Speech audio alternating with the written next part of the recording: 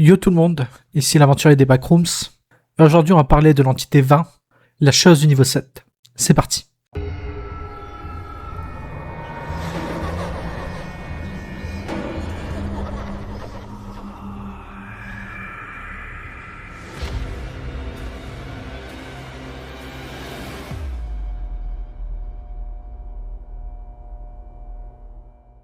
Considérez tous les deux la mer et la terre, et ne trouvez pas une étrange analogie avec quelque chose en vous-même.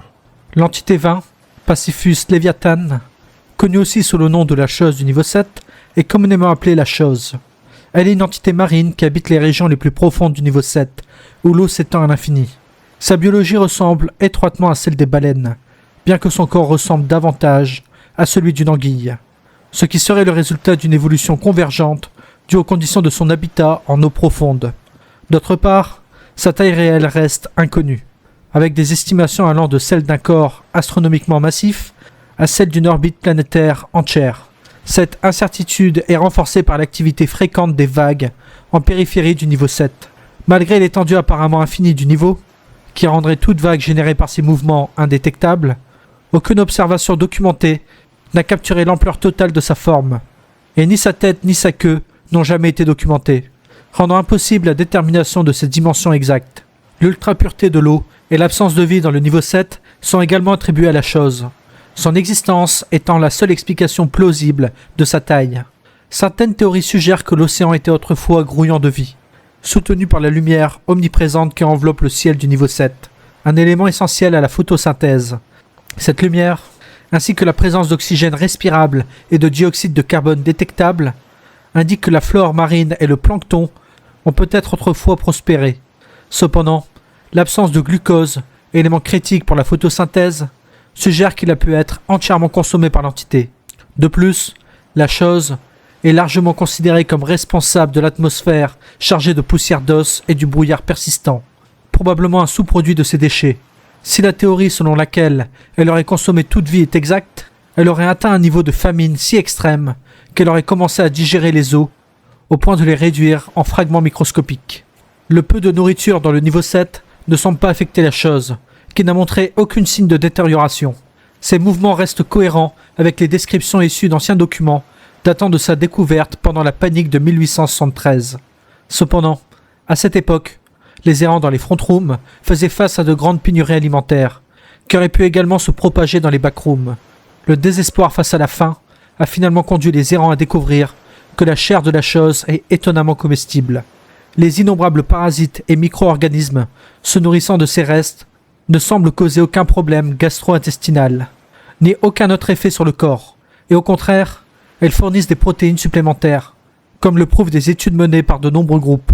De plus, sa chair a été testée et contient de petites quantités de glucides, probablement provenant du glucose, de fer, de vitamine B12, de vitamine D, de calcium et d'acides gras oméga 3.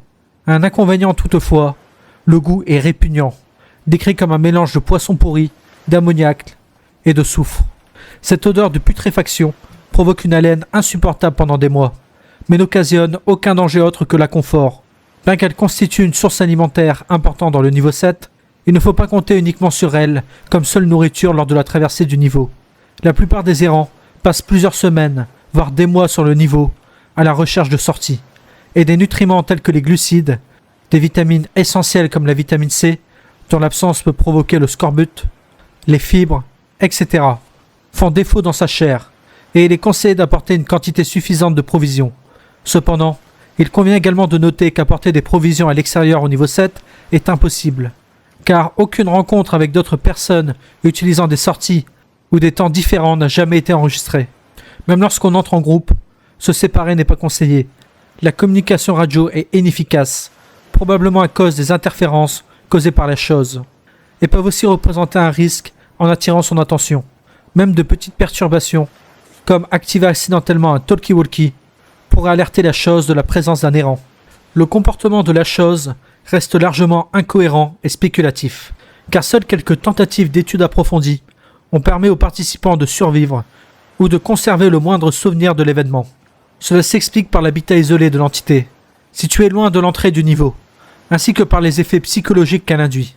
Cependant, les archives historiques et contemporaines suggèrent que la chose tend à rester endormie lorsqu'elle n'a pas encore été rencontrée. Les descriptions de cet état n'ayant pas changé depuis sa découverte, cela pourrait indiquer qu'elle ne s'est pas adaptée et que le niveau 7 est resté inchangé depuis sa découverte. Comme elle semble faire le mort, elle dérive, comme portée par des courants. Même si le niveau 7 est dépourvu de courant naturel, cet état dormant persiste pendant une durée indéterminée, indifférent aux stimuli externes, y compris les tentatives de couper sa chair. Étrangement, en raison de son absence de réaction à la douleur, il est également supposé que la chose aurait perdu la capacité de ressentir la douleur suite à une dévolution progressive, probablement provoquée par sa longue période de dormance et l'absence de prédateurs naturels. Peu importe comment son corps est mutilé, elle reste insensible. De plus, cette insensibilité a conduit la théorie selon laquelle la chose pourrait ne pas comprendre la prédation, voire ignorer l'existence de d'autres êtres vivants, comme indiquent plusieurs témoignages de survivants. Les rencontres fatales semblent survenir uniquement lorsque la chose est surprise après une longue isolation. Elle pourrait être inconsciente de la présence humaine, et les décès qui lui sont attribués pourraient résulter non pas d'agressions délibérées, mais de vagues massives générées par sa réponse instinctive, à savoir la fuite, assez puissante pour noyer tout ce qui se trouve à proximité. Plus curieusement encore, étant donné que la chair de la chose est infestée de parasites, il est spéculé que ces micro-organismes pourraient avoir pris le contrôle de son système nerveux.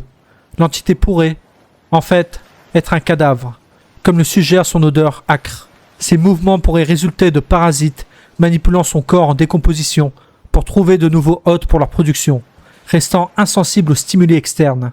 Ainsi, les vagues gigantesques de milliers de kilomètres de haut dans le niveau 7 pourraient provenir de mouvements involontaires, tels que des explosions gastro-intestinales causées par l'accumulation de gaz dans le corps.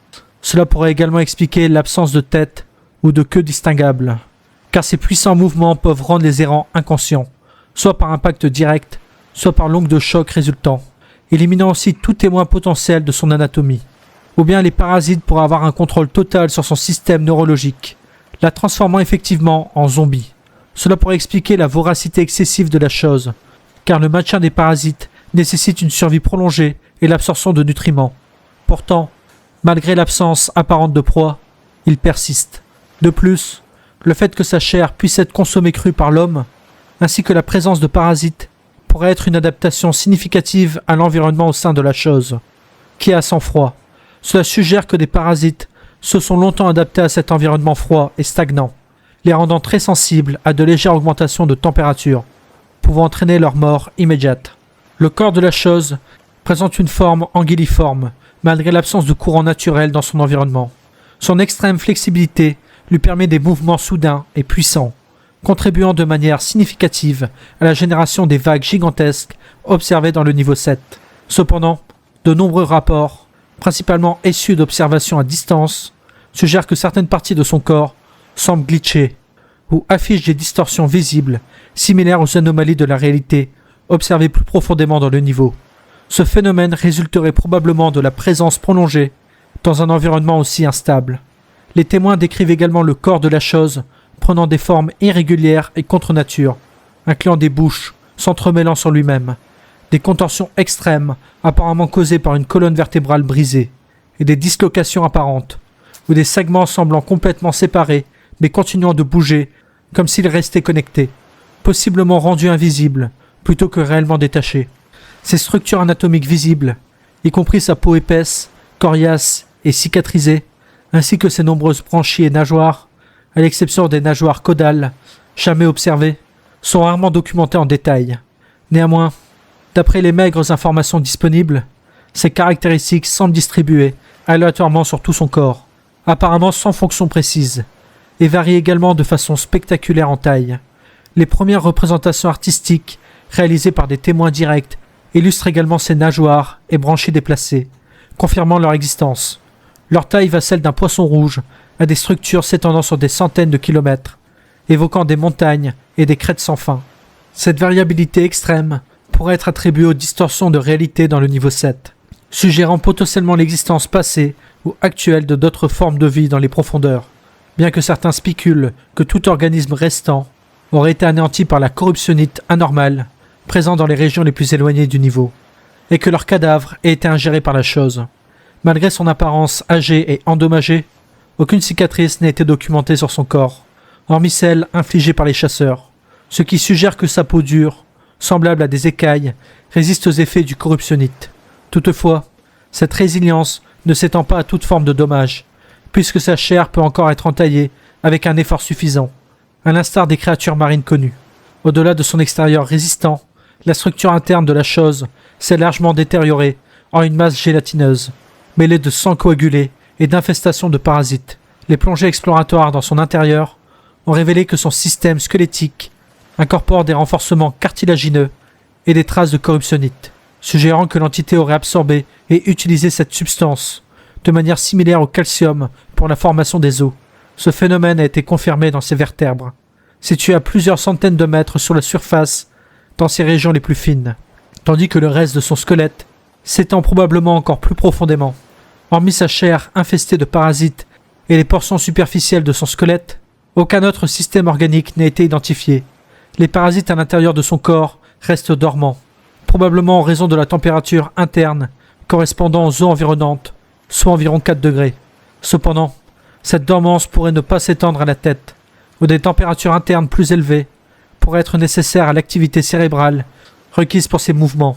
Il convient également de mentionner que la chair de la chose a été expulsée de manière anormale dans divers autres niveaux, en particulier ceux reliés au niveau 7 via des distorsions de réalité. Dans certains niveaux à dominante naturelle, d'énormes morceaux de ces tissus et même des rivières de sang ont été découverts et documentés par photographie. Bien que les registres officiels situent la découverte de la chose soit à Thanksgiving, soit à Noël 1873, des preuves historiques suggèrent que sa connaissance remonte à plusieurs siècles avant cet événement. Les premiers explorateurs chinois et musulmans dans les backrooms, qui ont documenté le niveau 7 au XIIe siècle, faisaient référence à une carcasse massive flottante d'une créature marine non identifiée, vivant près des distorsions de réalité. Cependant, leurs récits la décrivent comme impossible à approcher, sans fournir d'autres détails. La première rencontre confirmée avec la chose eut lieu lors de l'expédition de 1873, lorsqu'une équipe non nommée, dont l'identité a été perdue au fil de l'histoire dans des circonstances inconnues, bien qu'elles aient été confirmées comme étant originaires des États-Unis, parvient à prélever une petite portion de la chair et à la ramener avec eux. Le sort de cette expédition reste incertain après leur sortie du niveau 7. On suppose qu'ils auraient consommé la chair alors que ces parasites étaient encore actifs, entraînant leur disparition, ou qu'ils ont été assassinés dans des circonstances inconnues, potentiellement en lien avec le complexe de Pipe. Malgré l'incertitude entourant la disparition de l'équipe originale, leur découverte inspire de nombreuses autres équipes à rechercher la chose. Quelques mois plus tard, son existence fut officiellement confirmée par une expédition britannique indépendante, probablement le jour de Noël, après quoi la nouvelle se répandit, puisque la chose offrait une source alimentaire apparemment infinie. Les couvertures rigides des livres et les étagères trouvées dans le niveau furent réutilisées pour construire des bateaux, permettant le transport à grande échelle de sa chair. Et au cours des années suivantes, l'exploitation de cette ressource amena beaucoup à croire que la chose n'était rien de plus qu'une carcasse sans vie. Cette hypothèse alimenta le soutien généralisé à la théorie selon laquelle la chose était en réalité une entité depuis longtemps morte. À mesure que cette supposition se renforçait, les disparitions dans le niveau 7 augmentèrent considérablement, les affaires non résolues antérieures étant également rétroactivement liées à sa présence. Des corps autrefois considérés comme perdus à jamais ont été découverts dans plusieurs niveaux des backrooms, parfois même des siècles après leur disparition. Ce phénomène est attribué à l'expulsion de la chair de la chose, souvent perturbée par les chasseurs, qui auraient pu être entraînés dans les distorsions de réalité et déplacés dans divers niveaux, y compris ceux dont la connexion avec le niveau 7 était auparavant inconnue. Si les restes plus anciens se manifestent généralement sous forme de fragments osseux dispersés, des études plus récentes indiquent que la décomposition ne commence qu'après l'expulsion du niveau 7, influencée par les décomposeurs naturels et les charognards antiterres. En conséquence, plusieurs niveaux ont été découverts, contenant des étendues inexpliquées ou même des rivières entières de sang, avec des cas notables tels que ceux documentés dans le niveau 199. Ces occurrences n'avaient jamais été rapportées avant la découverte de la chose, marquant l'un des rares troubles induits par l'homme, ayant eu un impact étendu et observable sur les backrooms. Jour 7/20. J'ai vraiment commencé à me demander à quel point nous sommes plus étranges que les backrooms. L'équipage et leurs supérieurs m'ont dit d'écrire et de jacasser sur ce que j'avais en tête. Puis ils m'ont filé une vieille copie en lambeaux de Moby Dick, comme journal de fortune. Ils m'ont dit que l'écrire allait aider mon cerveau à ne pas développer de tumeur à cause de cette atmosphère radioactive et chargée de poussière d'os. Si on y pense, échapper à la folie n'est qu'une question de chance, mais reprendre le contrôle de soi, une fois libéré et anciennement fou, c'est une compétence. Je dois quand même rester concentré. Faut que j'en raconte des conneries et tout ça. Contrairement à compter les vagues à haute voix, ou analyser les mouvements indifférents des Britanniques face à l'océan. Comme quand ils jetaient des bouteilles de Sunkiss concentrées qu'un ami du groupe m'avait filé. L'écriture n'était pas complètement ennuyeuse. Tu vois, c'était surtout important parce que c'est silencieux. Ça ne fait pas beaucoup de bruit, à part le doux frottement du stylo. Comme si chaque petite vague s'écrasait contre l'autre. Tu sais, je viens juste de penser à cette longue description. Alors je continue. Peut-être qu'ils utiliseront ça pour plus tard, pour juger si j'étais assez sain d'esprit, pour comprendre le fonctionnement des mots, histoire de ne pas partir en vrille. Comme ces pauvres âmes qui ont découvert la chose pour la première fois dans les années 1800. Probablement à l'époque où le Kansas n'en était encore qu'à ses débuts. Bon, revenons aujourd'hui. Ça fait une semaine avec moi et les deux Britanniques. Ma branche du BC ne leur permet d'explorer le niveau 7 que pour une raison quelconque. Donc d'habitude, pas d'Américains. Mais je suis presque sûr que le complexe de Pipe s'est glissé dans leur esprit et les a rendus assez fous pour emmener un Yankee au hasard. Du moins, c'est comme ça qu'ils m'appellent. Moi et mes supérieurs, je suis un peu un nobody. Tout le monde l'est, au moins ici. Mais dans la vie, il faut inventer des trucs pour se prouver digne. Peu importe ce que t'as fait, tu dois toujours raconter des conneries. Moi, après un peu de clarté, après un complexe de Pipe, j'ai réalisé que j'étais un peu détective. Plutôt comme un chien renifleur. Boucher de la viande pendant quelques années, ça te forge un instinct, tu vois. Il m'a fallu un moment pour trouver quelque chose sur l'art de différencier l'eau salée et la chair en décomposition. J'étais un être humain autrefois. Je buvais de l'eau et me lavais le visage avec, pendant mes quarts, au lieu de Jack Daniel, tout en jetant des morceaux de graisse en putréfaction et de peau argentée flétrie. Et tout ça, c'était la raison pour laquelle j'étais ici en premier lieu. Quand ils m'ont trouvé dans le niveau 7, et qu'ils ont vu ma désensibilité au sang et à la chair, ils m'ont donné un sac en plastique, rempli de ce que je pensais être des spaghettis détrempés, dans une sauce marina pourrie et aqueuse. Ça avait l'air rose. Je me souviens encore de cette vision. Ils m'ont dit de sentir ça, et c'était comme si j'avais reniflé de la meth impure des colliers. Et évidemment, même si j'avais couru de l'Oregon au Kansas, et fait le retour, je ne l'aurais pas complètement espéré. La pire partie, quand je ne suis pas un smiler dément, et que je suis un humain, bien sûr, j'aurais besoin de repos et de m'arrêter. Le 22 mars 2021, à minuit. Oh putain, tu as vraiment amené un iPhone pourri dans les backrooms? Du calme, mec. Laisse le type enregistrer confortablement avec son téléphone. Ça devrait aller. Je ne suis pas doué avec les téléphones. Mais je sais que t'es pas Gary Marshall. Juste filme. Pas les vagues.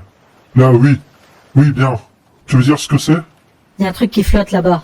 Ça a pas l'air bien vivant, d'après ce que je vois. On dirait de la chair répandue, je crois. Approche-toi un peu. Faudrait probablement se casser après ça. Le fond marin est encore là, hein. Pas de choses qui rôdent ici. Oui, c'est définitivement de la chair. Mais aucune image de la chose ne me vient à l'esprit, pour être honnête. Quelqu'un l'a tué ici? Non, ça doit être impossible. J'ai trop lu la page du niveau 7.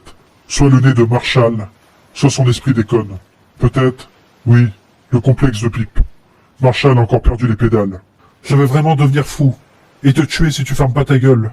Approche juste, mec. Putain. T'as jamais vu un cadavre, sans tête ni membre, flotter dans la mer? Bon, ok, je suppose. On dirait que c'est juste moi, et l'amiral photographe Marshall maintenant.